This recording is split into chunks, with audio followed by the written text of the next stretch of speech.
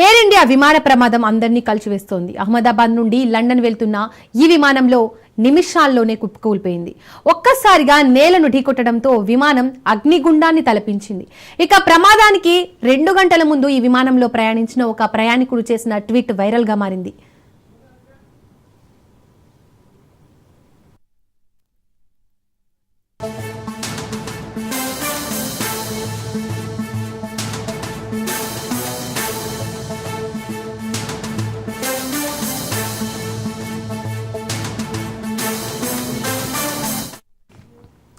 ఢిల్లీ నుండి అహ్మదాబాద్ కి ప్రయాణించి ఆకాష్ వాస్తా అనే ప్యాసింజర్ విమానంలో అసాధారణ సంఘటనలు గమనించినట్లు ఎక్స్ లో తెలిపారు.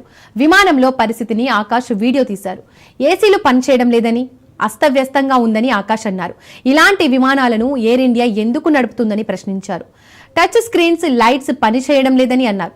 మరిన్ని వివరాలు కావాలంటే తనను సంప్రదించాలని ఆయన ఎక్స్ లో ఎయిర్ ఇండియాను కోరారు. విమానంలో లోపం ఉన్నట్లు అనుమానం వ్యక్తం చేసిన ప్రయాణికుడు ఢిల్లీలో బయలుదేరి అహ్మదాబాద్ లో దిగేశాడు.